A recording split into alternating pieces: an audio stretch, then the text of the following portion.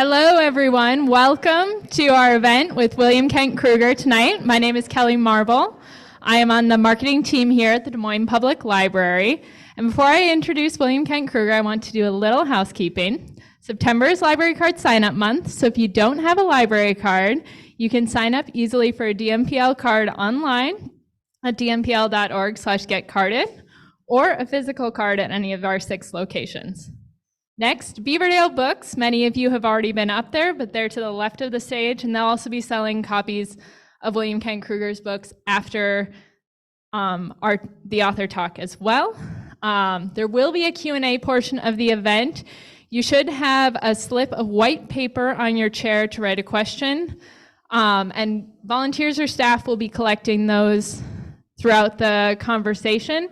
And I know we put out some extra chairs. We do have some extra slips of paper, so if you need one, I'm sure someone would be happy to get you one. Directly following the event, Kent will be signing books in the breezeway. We'll just line up outside, and that will be great. And then, so now that that is taken care of, I'm thrilled to introduce best-selling novelist William Kent Krueger, who goes by Kent. Kent was raised in the Cascade Mountains of Oregon. Before becoming a best-selling, award-winning novelist, he logged timber, worked construction, tried freelance journalism, and eventually ended up studying and researching child development at the University of Minnesota. He now makes his home in St. Paul, a city he loves. Many of you know Kent for his best-selling Cork, OConnor mystery series, which takes place in the North Woods of Minnesota. His standalone novels are also acclaimed bestsellers, including Ordinary Grace, one of our library director's favorite books, and his latest, The River We Remember, which debuted this month at number 5 on the New York Times bestseller list. The book has received universal acclaim, with the Minneapolis Star-Tribune calling it his magnum opus. The River We Remember begins on Memorial Day in 1958 with the murder of a wealthy local landowner in the small town of Jewell, Minnesota. This big-hearted novel is a spellbinding mystery that paints a masterful portrait of mid-century America. It is an unflinching and raw look at the wounds left by wars we fight abroad and at home, and a moving exploration of the ways we seek to heal. Most of all, it is a testament to the enduring power of the stories we tell about the places we call home. Please join me in welcoming to the stage the one and only William Kent Krueger. The one and only, thank you.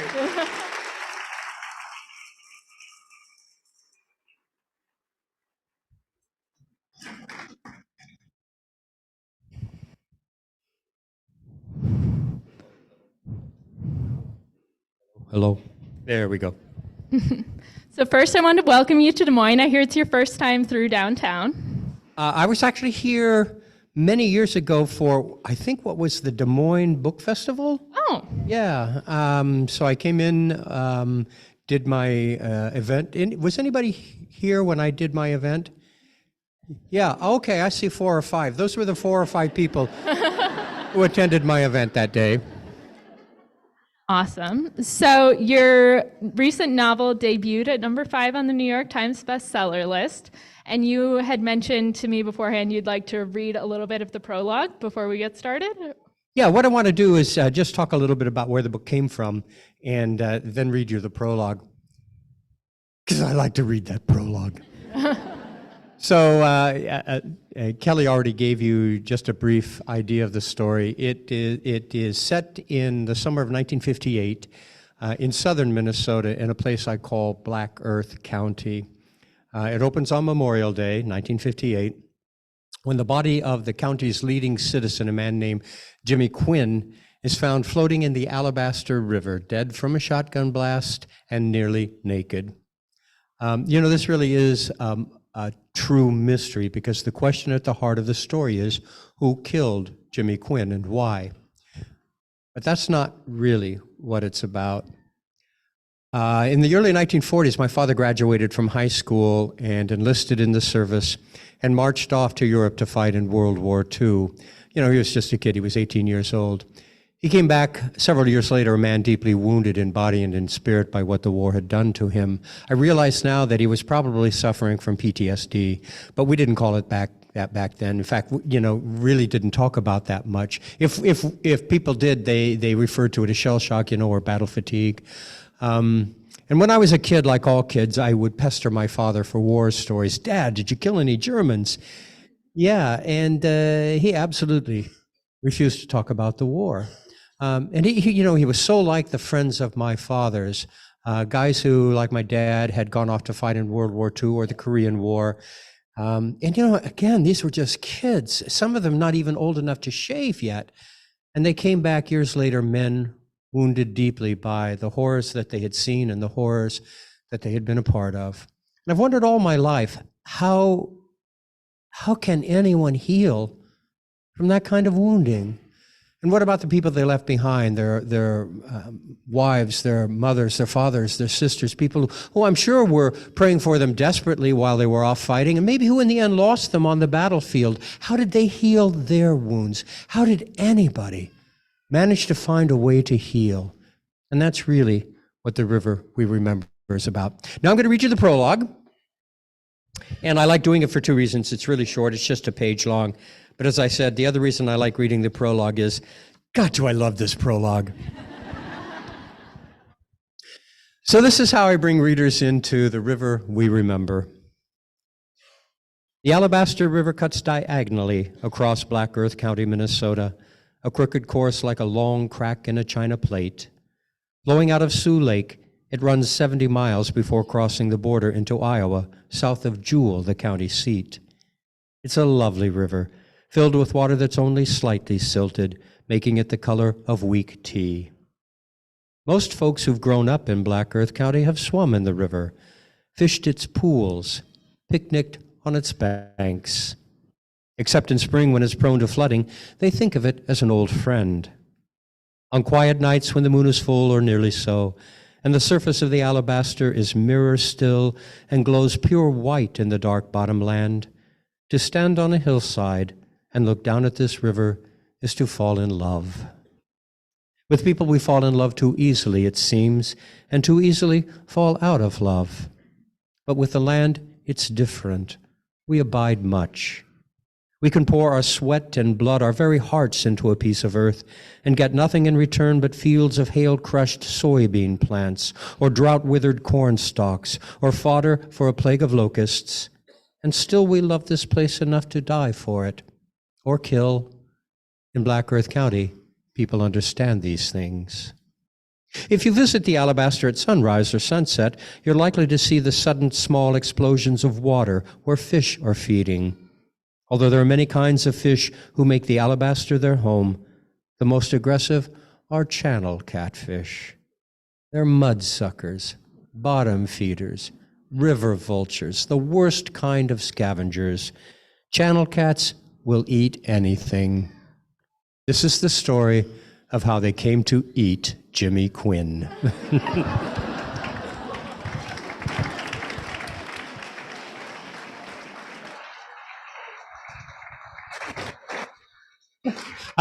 I had a lot of fun writing that one. Something I love about that prologue is the setting of southern Minnesota is so vivid, and all of your books are set in Minnesota. I know it's not your where you grew up. You grew up in Oregon, but what is it that draws you to Minnesota as a setting now, 24 novels in? Yeah, so I am not native to Minnesota. I didn't move there until I was 30 years old, so my wife, Diane, who's somewhere in the audience, could go to the University of Minnesota Law School. And before that, I was a gypsy kid, a nomad. I lived everywhere. And I never really had anywhere that I truthfully thought of or called home. But I swear to you, the minute I set foot in Minnesota, I knew I'd found home. I fell madly in love with that place and with its people. I think part of it is that I spent a good deal of my adolescence growing up in the Midwest. And I'm a firm believer that once the Midwest sets a hook in your heart, it always pulls you back. So I feel really comfortable in this landscape. I write profoundly out of a sense of place. And And Minnesota speaks to me like no place I have ever lived. And I wish I could tell you exactly why. I can't. I've lived in some of the most, I have lived in some of the most beautiful places in the United States, but none of them are more beautiful than Minnesota. But in the past, when I tried to write a story there, it just didn't work for me. It didn't speak to me in the way Minnesota does. And I think, I think maybe I write about Minnesota with such a loving eye because I'm not native there. Those of you who have grown up in Iowa, you just take the cornfields for granted, and the beautiful waving fields, and the hawks circling on the thermals, and the valleys where these little streams run. You take that for granted, or maybe you don't. Maybe you're lucky and you don't. But I look at all of this with a fresh eye, and so I think I'm always startled by the beauty I see around me. And it continues to inspire me. That's fantastic. I love just your writing is so vivid and it feels so set in the time too. So what kind of research did you do to get into even the jargon of 1958 and making it really feel like we were in southern Minnesota in that small town of Jewell? Yeah, it's really interesting to me that this book is being called an historical novel. I grew up in that time. Yeah, I don't think of myself as an historical figure, at least not yet. But my 3 standalone novels that are set in southern Minnesota all are set in an earlier time. Ordinary Grace was set in the summer of 1961, This Tender Land in the summer of 1932, and The River We Remember in the summer of 1958. And although, I do remember so much of what it was like to grow up in the Midwest in those years, I still had to do the kind of research to make, and I drew a lot on my memories, a lot on my perceptions of the time and my own feelings about the time and the place. But I had to do a good deal of research to make sure that every cultural reference that I made was accurate. So every song that I cite in the book, every novel that the kids are reading, every historical event that's going on at that point in time, I had to research to make sure that nothing was anachronistic. Everything could have been out and available and known to the folks in Jewell, Minnesota. And the same was true for Ordinary Grace or This Tender Land. The writing is what I love, but it's so fascinating when you get back and you start doing research and you discover things that either you didn't know or that you had forgotten. And I love when I discover something like that, doing my best to include it in the story. But I often draw very significantly on my own past. So I'm not going to give much away, but in The River We Remember, there's a scene where 2 of the boys, the adolescent boys, are sharing a book. And the book they're sharing is Peyton Place. And I remember being exposed to Peyton Place when I was in the 8th grade. And I was living in Oregon then. And to earn extra money, I picked strawberries up in the valley, and they would pick those of us up, kids, we were all kids, who were going to go up into the valley and pick strawberries that day. And I remember riding up in the back of the pickup, and one of the guys had a copy of Peyton Place with all of the juicy sections underlined. So I put it in the book. I love that. That's a fun little detail. And so when you were talking about the novel, you talked about PTSD and trauma in the 1950s. And something I thought that was very interesting reading it is you really included like all different sides of how people were dealing with trauma in that time period in unhealthy and healthy ways. I'd love to hear you even expand on that a little bit more, including that in the novel, what went into including that in the novel. I do a lot with events that cause trauma in us. So I in my novels, I have dealt with the death of loved ones and how do we deal with the grief that accompanies the death of someone we love. In the river, we remember I was dealing a lot with the men who had come back from World War II, particularly, and how they dealt with their war experience. And a lot of that came from, my father and my father's friends, but some of it, I have to admit, came from my peers, those who were my age, who went away to Vietnam, fought in Vietnam, and then came back. And all of us, I'm sure most of us here, had someone close to us in our family who went away to Vietnam and came back.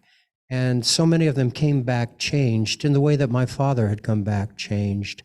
And so I have talked with, I have some friends who deal with veterans at the VA up in the Twin Cities, and I talked to them about trauma and how they work with vets who have experienced trauma and all of the different ways that will show itself in both in behavior and in relationship and pretty much every aspect of a veteran's life. So I tried to incorporate what I knew from that, what I knew from my own experience. And, here's the other thing, folks. I think one of the reasons I'm a storyteller, and that those of us who are storytellers are storytellers, is that we have the ability, for whatever reason, to sink ourselves deeply into the imagining of something that we ourselves have not experienced, and find the words to put on the page to make it real. And so a lot of what I write about comes from, I know sort of this stuff, but now I need to imagine it. I need to make it real for me so I can make it real for readers. And so that's a lot of what I do, is just sink myself as deeply as I can into the imagining of this. I could really feel that when I was reading, and I did notice I know your Cork OConnor series also deals with the Indigenous histories in Minnesota, and it was very present in this book too with Noah Bluestone. And I'd love to hear you talk about how you incorporated these pieces of the Indigenous history of Minnesota. Not all of it is very pleasant, as there was the execution of the Dakota that you do reference in this book. And so I'd love to hear, it's obviously a theme that comes up over and over in your books, and how you incorporate that and why it's something you keep coming back to. When I decided that I was going to set my Cork OConnor series up north, I took a good look at northern Minnesota, and I realized you can't tell a true story set in northern Minnesota without including the Ojibwe, the Anishinaabe, as an element of the work, because their influence in the North Country is ubiquitous. It's everywhere, and it's powerful. I didn't, what did I know about the Ojibwe when I made that decision? About what every white person knows about the Indigenous people we live shoulder to shoulder with: nothing. But I was a cultural anthropology major in college, so the idea of learning about this culture, not my own, was really exciting to me. And I began in the way all good academics begin. I began by reading, but in the course of my research, I began to meet members of the Ojibwe community and form relationships that have become important friendships to me over these years. And they have given me a great deal of insight into their culture, very, very generously given me a great deal of insight into their culture. That's northern Minnesota. Southern Minnesota, in some ways, shares a history that northern Iowa also has. In my novel, just for anybody here from Iowa, does the name Inkpaduta mean anything to you? Who knows about Inkpaduta? Okay. Well, the rest of you aren't very smart. Inkpaduta is a part of northern Iowa's history. Spirit Lake. The Spirit Lake. How many of you know about the Spirit Lake massacre? Okay, that was Inkpaduta. Inkpaduta and his warriors were involved in the Spirit Lake massacre. They took captive a number of white women, and then they moved up into Minnesota. And so part of my novel, I imagine Inkpaduta having been a part of the history there. And that sort of was an introduction to the conflict that has existed in southern Minnesota between the Dakota and the white population there, the white settlers. The history of southern Minnesota involves this enormous wounding, historical wounding called, we've referred to it now as the conflict of 1862. It used to be called the Great Sioux Uprising. And it was, there were, in that conflict, there were an enormous number of people killed on both sides, white and Dakota. And the conflict resulted in the largest mass execution in the United States. 38 Dakota warriors were hung in Mankato on a gigantic scaffolding that would accommodate all 38, and they were hung at the same moment, while a crowd of, it was estimated at 4,000 watched and cheered. It was just a terribly sad moment in our history. And that wound from that conflict still exists in southern Minnesota. You still have people on both sides who retain the bitterness from their ancestors being killed during the conflict. So it's hard, again, you know, in the same way that it's hard to write about northern Minnesota without talking about the Ojibwe, it's hard to write about southern Minnesota without talking about the Dakota, the indigenous people who were there long before we arrived, and from whom we stole practically everything. So you talked a little bit about the Cork OConnor series. How does it feel stepping outside of a long-established series like the Cork OConnor series to write these standalone novels like Ordinary Grace and This Tender Land and The River We Remember? Yeah, you know, there are advantages and pitfalls to writing a popular series. The advantages, every book you put out sells the backlist. You already have a readership that is established. They're waiting for your next book to come out. You don't have to recreate the wheel when you write a novel in your series. You already have characters established, a sense of place, elements that all readers are going to anticipate. So it's good, and you know, your publisher loves it because every new book sells all the rest in the series.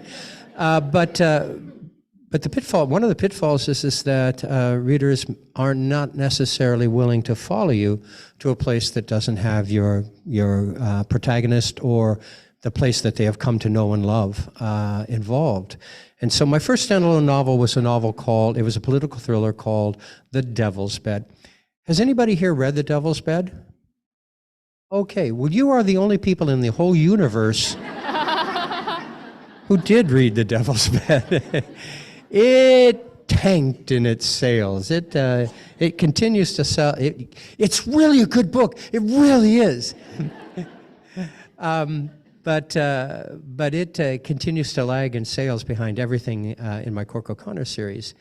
And as a result, when I proposed the project for Ordinary Grace, my publisher didn't want it.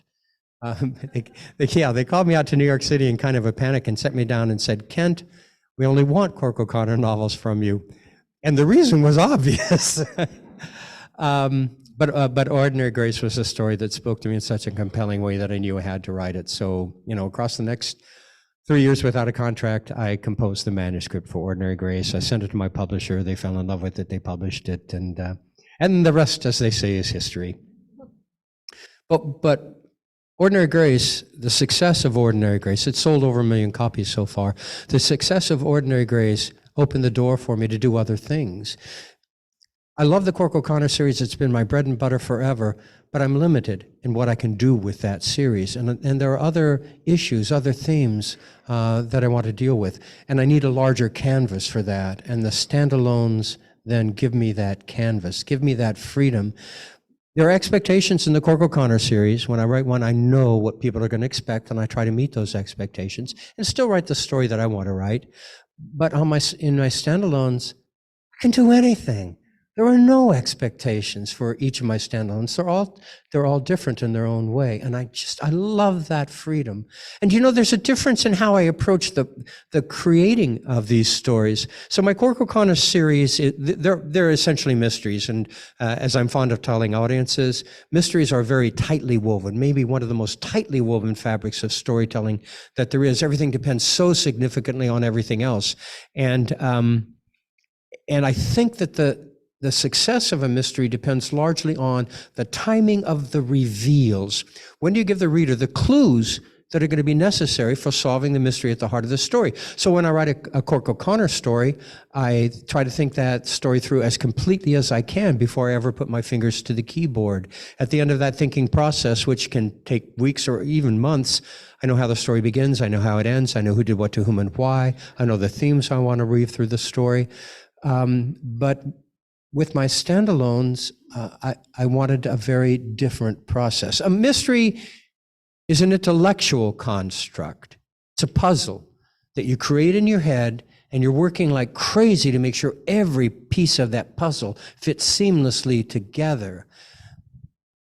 My standalones don't come from my head.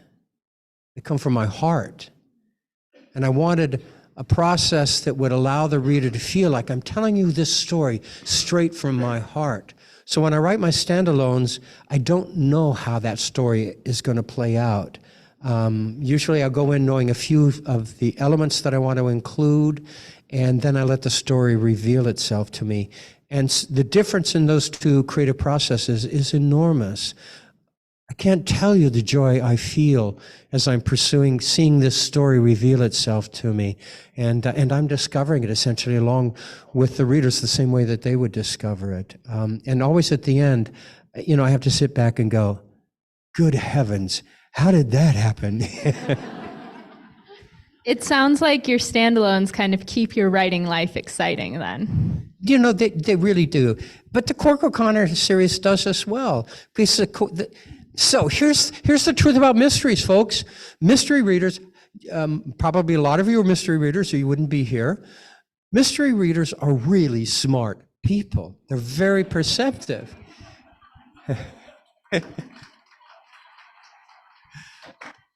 Yeah, I'm not above a bit of pandering. And the truth is that mystery readers expect a mystery writer these days to give them everything that we would expect from what we think of as a literary writer. That is, as a mystery writer, I have to give you a profound sense of place in the work. I have to create characters that are believable and are involved in complex, believable relationships. I have to give you dialogue that sings. I have to write with powerful language. And I have to give you a puzzle that's intricate enough to keep you guessing across the whole course of the work, and in the end has to come together in a way that's both entirely logical and emotionally satisfying. That's an enormous challenge for anyone to set for themselves. So I still love writing the Cork OConnor novels. They continue to be a challenge, but the standalones are a refreshing change from that. And many of my colleagues who have written long-running series, as I have found other ways to keep themselves fresh. They either write another series or 2 or 3 or 4 other series, or like me, they have taken to writing standalones that refresh our palates, give us the energy, and then we can go back to doing the series, et cetera, et cetera. Yeah, that makes a lot of sense. And so I love hearing how writers write. I find it fascinating. And I've heard you have a very specific writing routine. So I'd love for you to set the scene for us. Where do you write? How many hours a day? Snacks or beverages? Okay. So about 40 years ago, I began a process that I still follow today. I'm very disciplined in how I approach my art. I think if you're an artist, I don't care what your medium is. I think if you're going to accomplish anything, you have to approach your art in a disciplined way. So about 40 years ago, I began getting up at 6 o'clock in the morning, getting myself dressed, and I would go to a coffee shop where I would spend the first hours of the day writing 7 days a week. I would do that. And here's how that came about. When my wife and I moved to St. Paul, it was so that she could go to law school there. And as soon as she entered law school, I suddenly became the sole support of the family. I was the guy who had to keep a roof overhead and food on the table. But I wanted desperately to be a writer.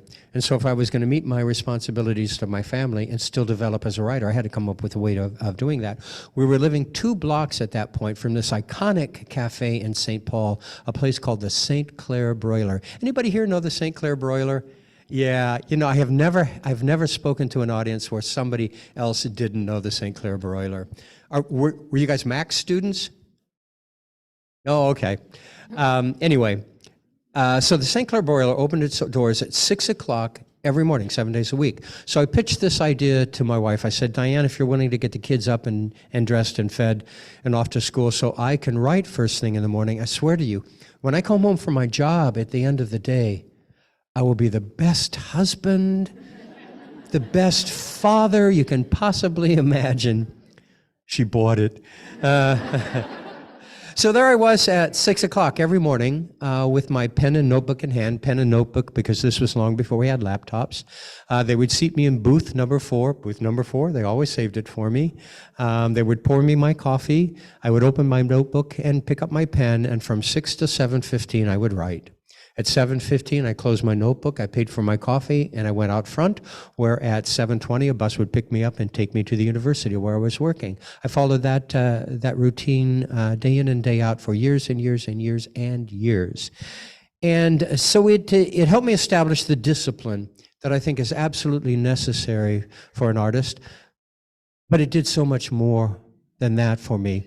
And I didn't realize that until I looked back on all of those years. And when I looked back, what I realized was this. If I wrote first thing in the morning, I was feeding something in me that needed to be fed. And that gave me the energy to go out into the world and give to it whatever I had to give to it to keep a roof overhead and food on the table, because I'd taken care of myself. I realized that writing had become the way I center myself in every day and create the energy to go out and meet the world. And that's still one of the blessings that comes to me from my writing every morning. That's a fantastic writing routine. And we're going to move to audience questions soon. If you have ones already written, just hold it up and Aaron or Elizabeth will come grab that from you. And if you did not have a sheet of paper because we were putting out more chairs, Aaron has some extras too. So while we wait for the questions, I am curious, what do you read? Are you reading anything interesting right now? Any recent books you've read that you've loved? Yeah, my favorite author currently, and it's been this way for a while, is an author named Frederick Backman. Those of you who have read A Man Called Ove, that's him. He's written the Beartown series. My grandmother said I should say I'm sorry, et cetera, et cetera. He's a Scandinavian author, and he's just one of the most compassionate, humane writers you could possibly imagine. I love his work. So as we're traveling around the Midwest, we're listening to his most recent novel, The Winners, the third in the Beartown series, and it's just phenomenal. But I have read recently a couple of, most of my reading are of what are called ARCs, Advanced Readers Copies, or Bound Galleys. These are books that you folks won't see on bookshelves for many months, but I've been asked to read them with an eye to offering a dust jacket quote, what we call a blurb in the business. You've seen that thing on the cover of a book. Stephen King says, "This is the best thing since the Bible." He hasn't actually said that yet. But when I broke into the business, established writers gave me quotes, blurbs, and so it's a way that we pay back. A couple of the books that I've read of late that have just really knocked my socks off. I just posted on my Facebook page a shout out to a book called Blood to Rubies, which is an historical novel about the westward movement and its confrontation and effect on the Nez Perce in the Northwest. It's just a stunningly, beautifully researched and stunningly beautifully written novel, historical novel. So that's one that I have read and recommended. The other one that just knocked my socks off a few months ago that I gave a dust jacket quote for was a book called The Great Transition by a new writer named Nick Goggins. I think it's Goggins. The Great Transition is a post-apocalyptic novel. It follows an eco disaster in which the world had to, come together and work. And so the science in it is impeccable. The suspense in it is profound. And the family story that runs through it is so heartfully compelling that I just love that book. So folks, take out a pen and write The Great Transition. Read that book. I guarantee you will not be sorry.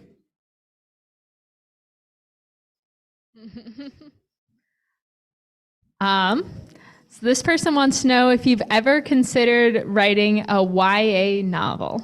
A YA novel? Nope. What next? No. Here's the truth. How many of you know The Boy's Life, the publication for the worldwide scouting program? So I've written stories for Boy's Life. The first fan letter I got from anybody under 50 came as a result of a story that I wrote for Boy's Life. It was called The Wendigo, and it was a scary story. And I got a letter from a kid in Texas who said, "Dear Mr. Krueger, I loved the Wendigo so much it scared me. Please write more scary stories." So immediately I set to work and I wrote 13 scary stories for essentially a 12, 13-year-old group, mostly boys. When I had all those stories together, I gave it to a librarian in the Twin Cities who was working with reluctant readers of that age, and I said, "Could you have your boys read that?" So she did, and when they'd finished reading it, I went and talked to her, and I said, "So what did they think?" I could tell she was hedging. She said, "Well, they said it would be scary for like a second grader."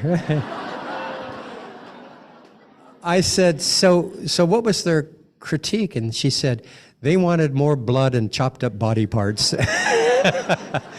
So I put that on hold. But during the pandemic, I wrote 3 novellas, adult novellas, and then I wrote a long YA scary novel that I still need to work on a good deal more. And it may see the light of day one of these days. But I'm not real compelled to write at the YA level. There are so many writers who do such a good job of speaking to that age. I'm not sure that they need another tired old guy trying it. So this person wants to know, how did your parents influence your choice of writing as a career? And what did you like to read as a child? Okay, so my father was a high school English teacher, so I kind of had it in from the get-go. When I was growing up, I have three siblings. There were 4 of us, and whenever we went to bed at night, we never went down without something being read to us. And my father was particularly fond of reading poetry to us. So I grew up on The Highwayman and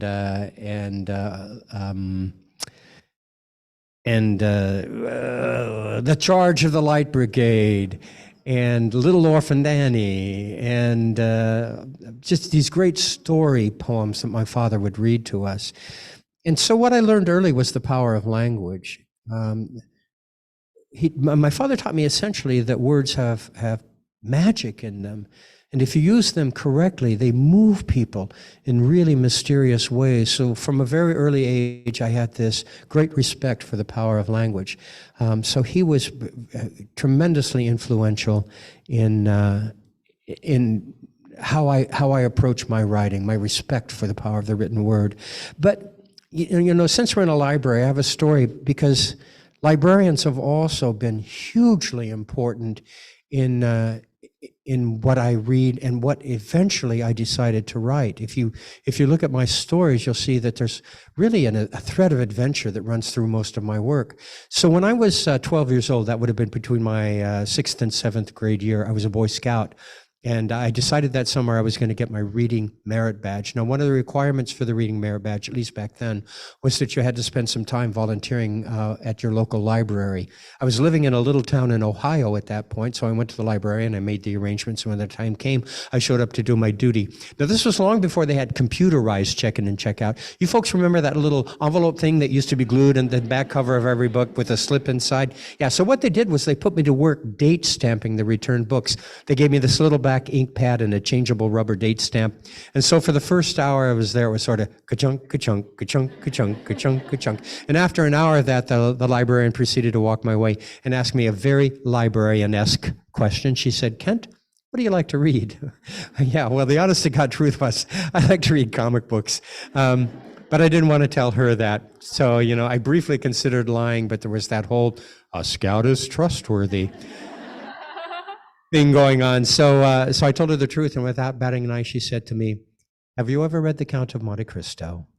So yeah, I walked out of the library that day with that great Dumas classic under my arm, and I came back a couple of weeks later and checked out The Three Musketeers. And when I'd read everything that our little library had by Dumas, I asked her what should I'd read next, and she turned me on to H.G. Wells and Jules Verne and Arthur Conan Doyle and Jack London and Robert Louis Stevenson and all these guys who wrote stories that were great for, capturing a boy's heart and a boy's imagination. I don't know how you folks think about your librarians, but I don't think of them just as the people who keep the books on the shelves in the right order and maybe give us a hard time if we return them late. I think of librarians in a very real way as important guides in our understanding of the world. And I think that's especially true when we're children, and they point us toward those books that help us understand ourselves and our relationship to the world better. I think of our libraries as the archives of our culture. You said, yeah.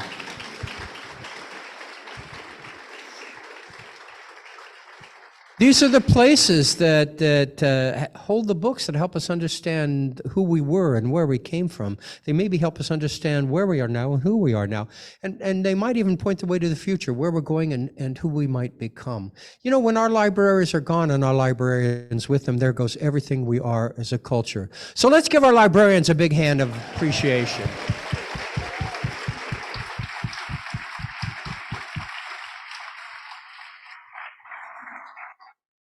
So we have a lot of questions about the Cork OConnor series. This question is, the Cork OConnor books are grisly. Do you have nightmares after writing these scenes? Do they haunt you?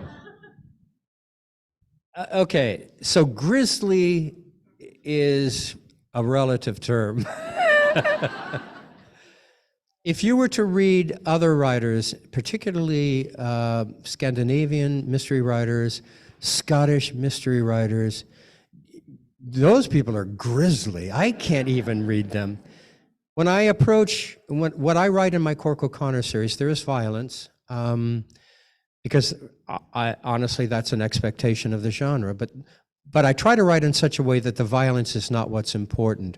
What's important in the work is what precipitated the violence and the ramifications from the violence. I try not to spend a great deal of time on the gory details, but rather all of the emotional impact of the situation. That's I try to deal with sex in the same way. Cork OConnor is a married guy, and usually I will imply to a reader what he and his wife are about as they head up to the bedroom.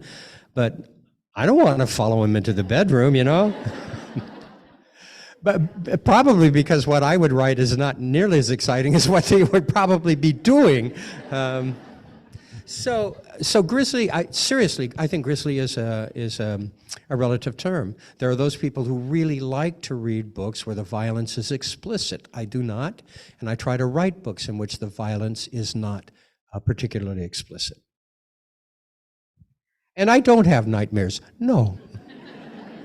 Okay, this person grew up near Aurora, Minnesota and loves the Cork OConnor series.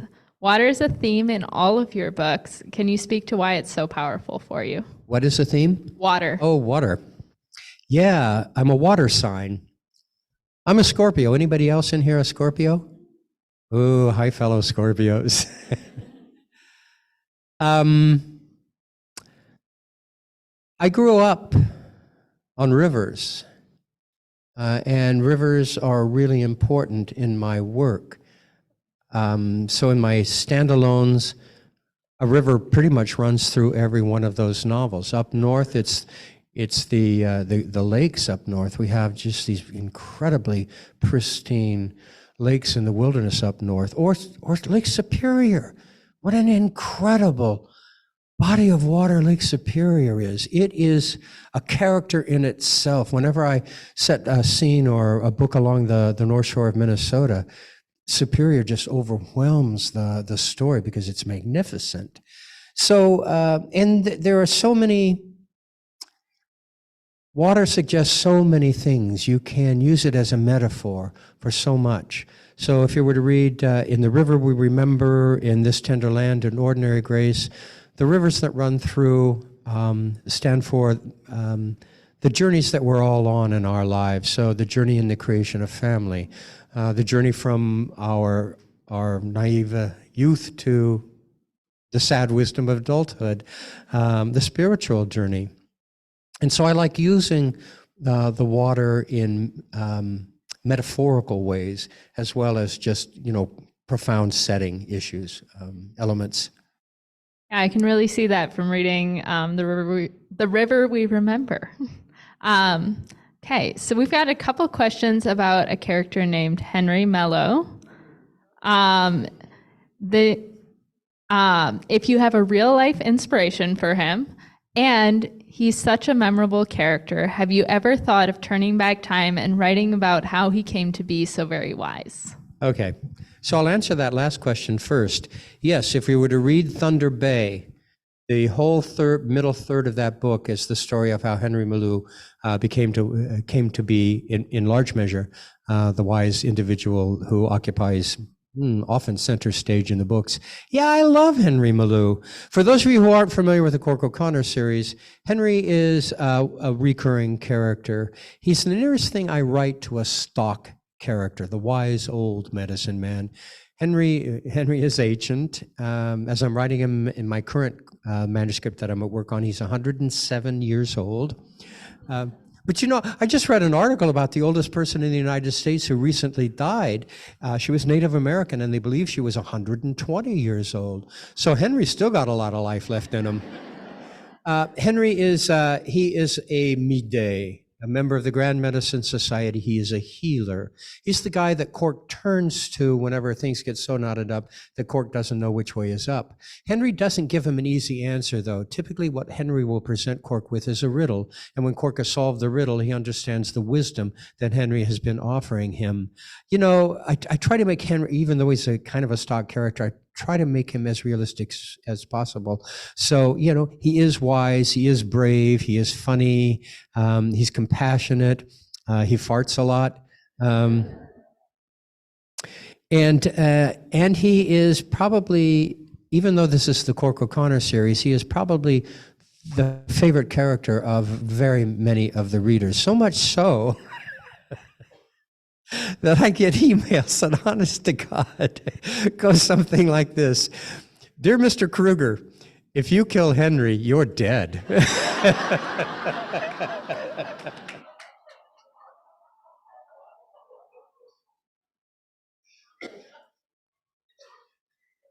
You touched on spirituality a little when you were talking about the theme of water. We've gotten a couple questions about how spirituality, both Christian and Native American, play parts in your books, and where does that come from? Yeah, I'm on a spiritual journey. I think you are too, whether you embrace that or not. And so the importance of the spiritual journey and where my unique spiritual path lies has been an issue for me my whole life. So if you were to read the Cork OConnor series, you would see that very often in those stories, there's an undercurrent that deals with the spiritual journey. It's something that comes very naturally for Cork because he's a man with a foot in two different spiritual traditions. His white Catholicism, he's Irish Catholic, and his Ojibwe spirituality. So very often in the stories, he's trying to come to terms with where his spiritual path lies. So it seems natural to me as I write Ordinary Grace or This Tender Land or even The River We Remember, that the spiritual journey is a part of what I talk about. It's, it's not something you're going to typically see in a mystery or really very many popular novels, but I deal with it because it's important to me. And the response that I've had from readers is that they respond to that element of the work. So going forward, I probably, in everything I write, will continue to include the element of spirituality in it. And I have learned so much about spirituality from the Ojibwe. You can't begin to understand a native culture, and I'm sure this is true all around the world, Indigenous cultures, without understanding their spiritual relationship to the earth. They're so connected to it. And I have come to understand more deeply my connection to every living thing as a result of that. I love that.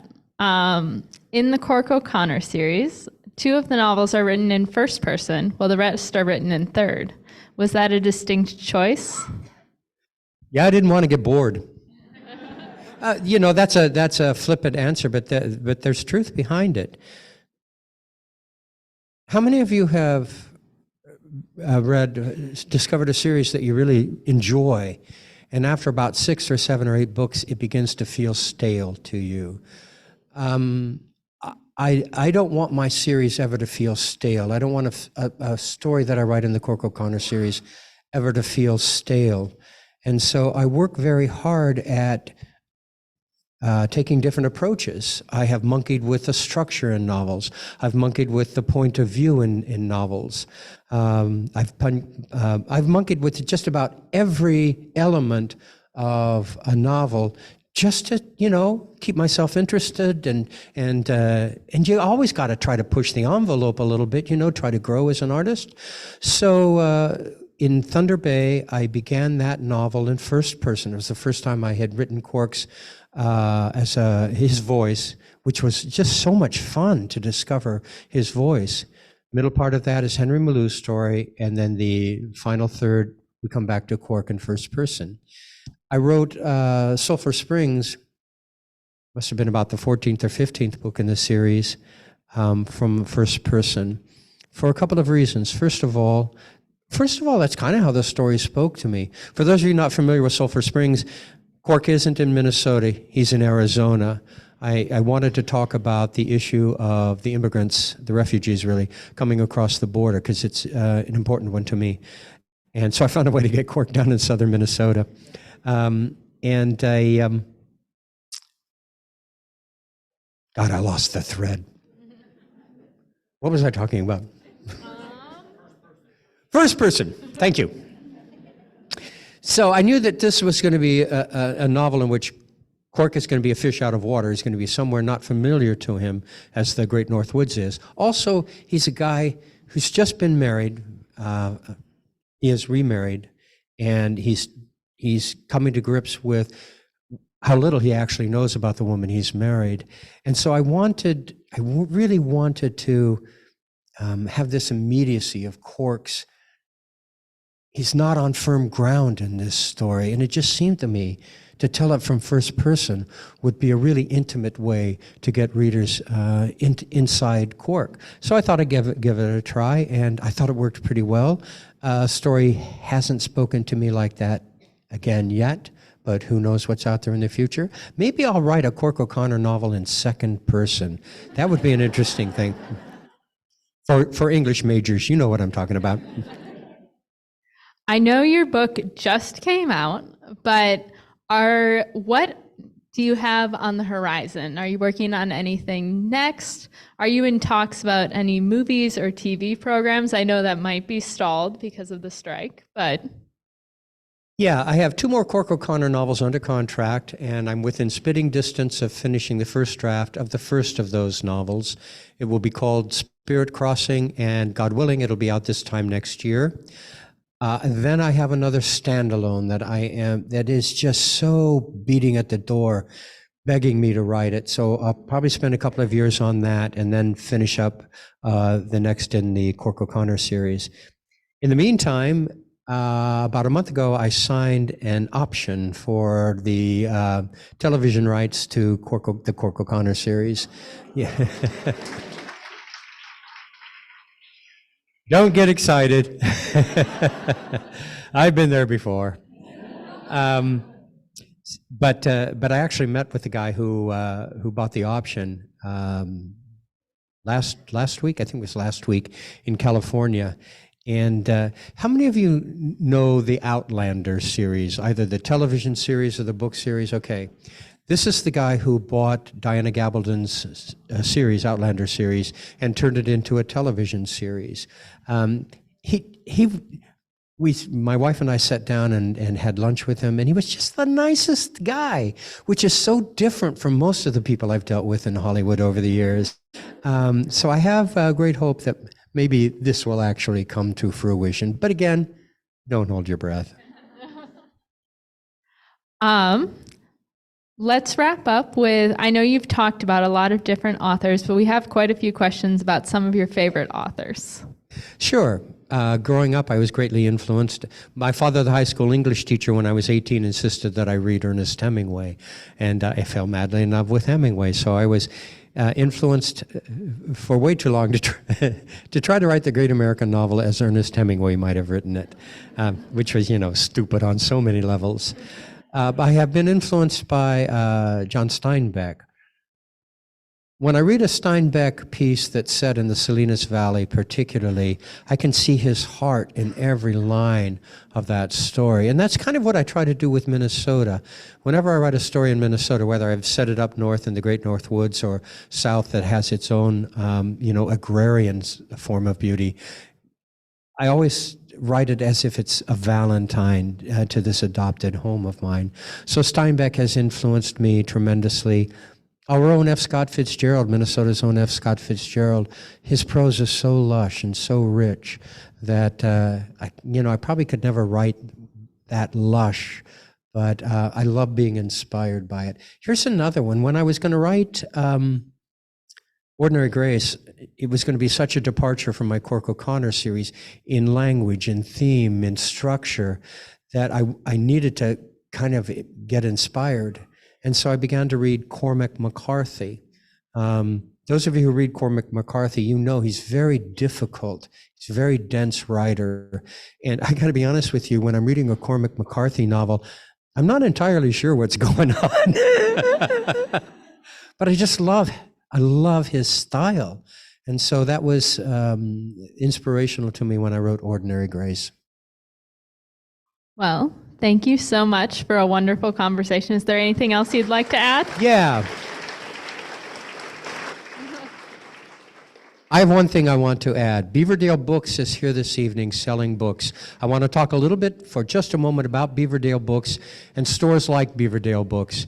When I was growing up, I lived in a lot of small towns, and every small town I lived in had a bookstore. And then I moved to the city, and I discovered that lots of neighborhoods in the city had their local independent bookstore. And then Borders came along and we lost some of those wonderful stores. And then Barnes & Noble came along and we lost more.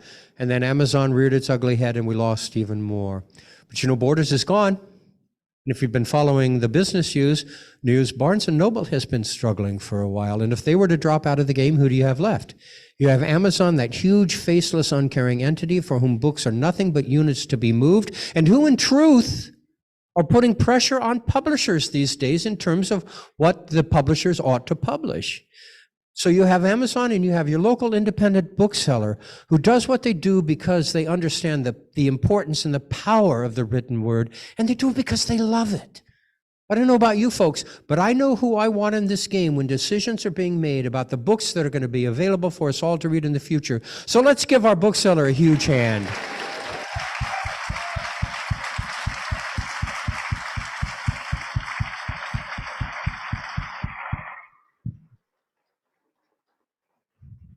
Okay. Well, thank you so much, Kent, for a wonderful evening, a wonderful conversation. Kent will be signing books out there in the breezeway. We'll start a line from the green table.